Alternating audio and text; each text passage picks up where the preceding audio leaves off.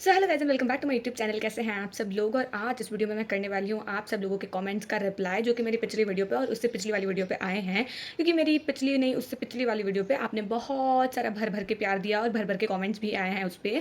और कुछ कुछ कमेंट्स ऐसे थे जिनका मुझे लगा कि मुझे ऐसे वीडियो के थ्रू आपको रेस्पॉन्स करना चाहिए। कुछ कुछ कॉमेंट्स ऐसे भी हैं जिनको मैंने बिल्कुल रेस्पॉन्स नहीं किया, और कुछ कुछ ऐसे भी हैं जिनको मैंने रेस्पॉन्स किया है, और कुछ कुछ कॉमेंट्स ऐसे हैं जिनका रिप्लाई मैं अभी देने वाली हूँ। तो वीडियो में बने रहिए, और थोड़ी सी वीडियो अगर लंबी हो जाए तो I am sorry for that. क्योंकि सबका कमेंट्स का रिप्लाई करने में, क्योंकि मेरा भाषण है ना एक्चुअली थोड़ा सा लंबा हो जाता है, तो सबका रिप्लाई करने में वीडियो थोड़ी सी लंबी हो सकती है। तो उसके लिए मुझे क्षमा करें, और चलिए वीडियो को स्टार्ट करते हैं। तो हम लोग आज के हमारे पहले कमेंट से स्टार्ट करते हैं, जो कि शिवानी पाल ने किया था कि दीदी मेरे कॉलेज वाले स्टडी नहीं करा रहे हैं, प्लीज़ बताइए क्या करूँ। तो देखो, अगर कॉलेज वाले स्टडी करा रहे हैं या फिर नहीं करा रहे हैं तो भी आपको सेल्फ स्टडी तो करनी पड़ेगी। तो अगर आप फर्स्ट सेमेस्टर के स्टूडेंट हैं और अभी तक आपकी क्लासेस स्टार्ट नहीं हुई है, या फिर आप किसी भी सेमेस्टर के स्टूडेंट हैं, आपकी क्लासेस स्टार्ट नहीं हुई है, तो आप लोग का एक काम कर सकते हैं। जैसे कि आप अपने सारे सब्जेक्ट्स पता कर लो कि कौन कौन से सब्जेक्ट्स हैं मेरे सेमेस्टर के अंदर। उसके बाद आप लोग उसका सिलेबस निकाल लो कि इसमें मुझे क्या क्या पढ़ना है बेसिकली, ठीक है। उसका सिलेबस निकालने के बाद आप लोग खुद सेल्फ स्टडी स्टार्ट कर सकते हैं। उसके बाद आप लोग प्रीवियस ईयर के पेपर्स देख सकते हैं कि कैसे पेपर्स आते हैं, कैसे क्वेश्चंस पूछे जाते हैं, किस तरह से आपको एक पेपर का पैटर्न लिखना है, और किस तरह से आपको एक सेमेस्टर को क्लियर करना है। तो मेरी अगर मानो तो आप लोग ऐसा ही कर सकते हैं। बाकी कॉलेज वाले अगर पढ़ा रहे हैं या फिर नहीं पढ़ा रहे हैं, उसका अपन लोग कुछ भी नहीं कर सकते हैं। बिकॉज कॉलेज वाले हैं, फीस लेने के बाद उनका कोई हम लोग कुछ नहीं कह सकते हैं कि वो कब पढ़ाएं, कब क्लासेस स्टार्ट करें, कब नहीं करें। लेकिन हम लोग ये कर सकते हैं कि हम लोग हमारे सारे सिलेबस को इनलिस्ट कर लें और उसके बाद सेल्फ स्टडी को स्टार्ट कर दें। नेक्स्ट कमेंट की अगर मैं बात करूँ तो नेक्स्ट कमेंट था, दी फर्स्ट सेमेस्टर का एग्ज़ाम कौन से मंथ में होता है। तो बेसिकली जो सेमेस्टर होता है वो 6 महीने के होते हैं। तो जब अगर आपका सेमेस्टर जो है वो जून जुलाई में स्टार्ट हो रहा है, तो आपके एग्ज़ाम जो है वो जनवरी में हो जाते हैं, दिसंबर जनवरी में। और अगर आपका सेमेस्टर जनवरी में स्टार्ट हो रहा है तो फिर आपके एग्ज़ाम जून जुलाई में होते हैं। तो 6 महीने का ड्यूरेशन है। जब भी आपका सेमेस्टर हो रहा है स्टार्ट, वहाँ से 6 महीने का लगा लो, उसके बाद आपके एग्ज़ाम होने हैं, फिक्स है। कमेंट की अगर मैं बात करूँ तो वो था कि आप RUHS यूनिवर्सिटी से या फिर उसके किसी कॉलेज से बिलोंग करते हो क्या। तो हाँ जी, मैं RUHS यूनिवर्सिटी के किसी कॉलेज से बिलोंग करती हूँ।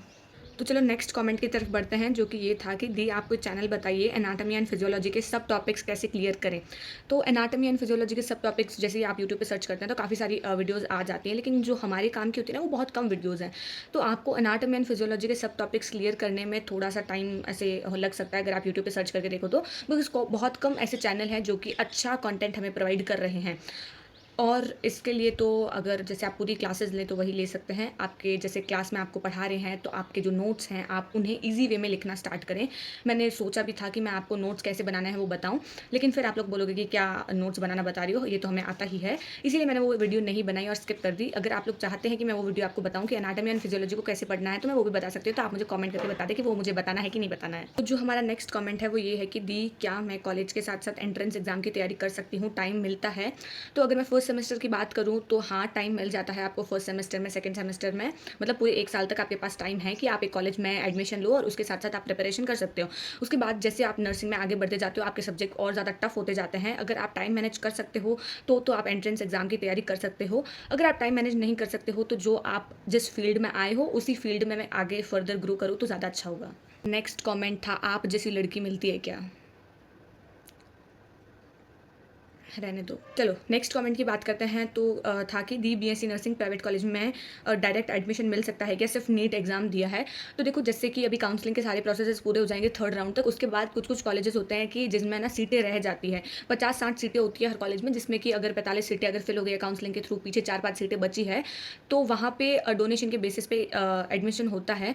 तो अगर आपको है कि मुझे अपना ईयर वेस्ट नहीं करना है और डोनेशन दे के मैं एडमिशन लेना चाहती हूँ, तो आप अपने सिटी के प्राइवेट कॉलेजेस में पता कर सकते हैं। नेक्स्ट कमेंट था, थैंक्स दी नॉलेज के लिए। तो थैंक्स टू यू कि आप लोग मेरे वीडियोस को इतना प्यार दे रहे हैं और मेरी बातों को समझ रहे हैं। Thank you. नेक्स्ट कमेंट है, फ्यूचर नॉलेज बहुत अच्छा दिया है, बोलते हैं सब पढ़ाई तो फॉर्म डेट आने पर ही करते हैं। तो ये बात भी सही है कि पढ़ाई जो है वो फॉर्म डेट आने के बाद में ही, जो प्रोडक्टिव स्टडी होती है ना, वो फॉर्म डेट आने के बाद में ही होती है।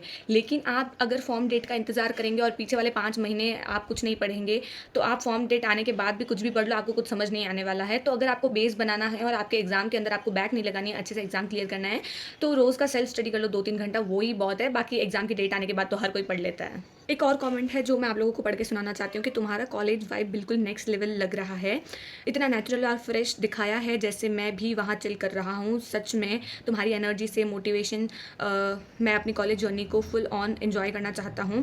कीप इट अप, ये वाइब हमेशा बनी रहे। तो थैंक यू सो मच, आपका ये कमेंट मुझे पढ़ के बहुत अच्छा लगा और आप लोग अगर ऐसे ही मुझे सपोर्ट करते रहेंगे तो मैं अपनी कॉलेज लाइफ और अपनी स्टडी लाइफ आप लोगों के साथ खूब एन्जॉय करने वाली हूँ। तो थैंक यू सो मच। और कमेंट है जिसका मैं रिप्लाई यहाँ पे देना चाहती हूँ। तो मुझसे किसी ने पूछा था कि दीदी बीएससी नर्सिंग हार्ड है क्या? अगर मुझे मिला तो वो मैं यहाँ पे मेंशन कर दूँगी। तो उन्होंने मुझसे पूछा था कि बीएससी नर्सिंग हार्ड है क्या? तो देखो, जिस चीज़ का हमें नॉलेज नहीं होता है वो चीज़ हमें ऐसे ही हार्ड ही लगती है। जब तक आपको बीएससी नर्सिंग का नॉलेज नहीं है या फिर आप 12th से ही सोच रहे हैं कि यार बीएससी नर्सिंग बहुत हार्ड है, हम लोग कुछ ईज़ी सा कर लेते हैं, या तो हॉस्पिटल जाना पड़ता है, ड्यूटी करनी पड़ती है, नाइट शिफ्ट होती है, डे शिफ्ट होती है, ब्ला-ब्ला। तो जब तक आप उस चीज़ का एक इनफ नॉलेज नहीं गेन कर लेते हैं ना, तो हमें वो चीज़ हार्ड ही लगती है। जब तक आपको जब एक टाइम के बाद में आपको उसका इनफ नॉलेज गेन हो जाएगा ना कि हाँ यार, इस चीज़ को ऐसे करना है, ऐसे इसका पॉइंट ऑफ व्यू है, ठीक है? तो उसके बाद आपको वो चीज़ हार्ड बिल्कुल भी नहीं लगेगी, चाहे वो कुछ भी हो। नर्सिंग की बात नहीं है, चाहे अगर आपको कोई कॉम्पिटिटिव एग्ज़ाम भी देना है, तो अगर आपको उसका नॉलेज नहीं है, तो वो आपको हार्ड ही लगेगा। लेकिन आप एक वक़्त के बाद उसका जो है इनफ नॉलेज गेन कर लेंगे ना, तो वो आपको हार्ड नहीं लगेगा, ठीक है? अब एक लास्ट कमेंट है, बस इसके बाद वीडियो ख़त्म करते हैं।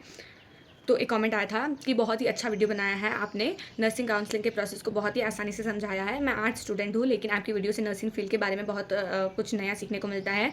आपके इनसाइट से मुझे अपने करियर ऑप्शंस को सोचने में मदद मिल रही है। आपसे एक सवाल है कि आर्ट्स बैकग्राउंड वाले स्टूडेंट के लिए भी नर्सिंग या हेल्थ केयर फील्ड में आगे बढ़ने के अच्छे मौके मिलते हैं होते हैं, और आपके जवाब का इंतज़ार रहेगा। तो मैं अपना जवाब यहाँ पे दे रही हूँ, बिकॉज़ इतना बड़ा कमेंट है, मैं इतना बड़ा रिप्लाई करूँगी तो बहुत टाइम लगेगा।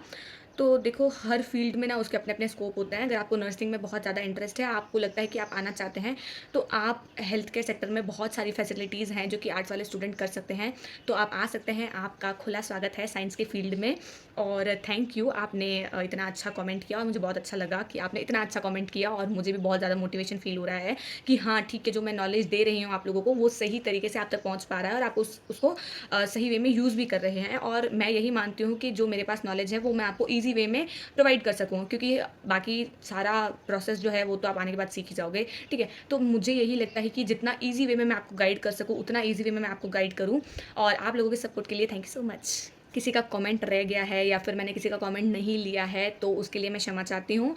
और नहीं है तो आप, अगर मैंने नहीं रिप्लाई करा है ना, तो आप इस वीडियो के नीचे दोबारा कमेंट कर सकते हैं, या फिर कुछ क्वेरीज़ है या फिर आपको कुछ और मुझसे पूछना है, तो आप इस वीडियो के नीचे पूछ सकते हैं। तो मैं नेक्स्ट वीडियो में ट्राई करूँगी आपके उस कमेंट का रिप्लाई करने का। और अगर किसी कमेंट को और डिटेल में आप लोगों को मेरा ज्ञान चाहिए, तो आप वो भी मुझे कमेंट कर सकते हैं, मैं उसका भी आपको डिटेल में ज्ञान दे दूँगी। And thanks for watching.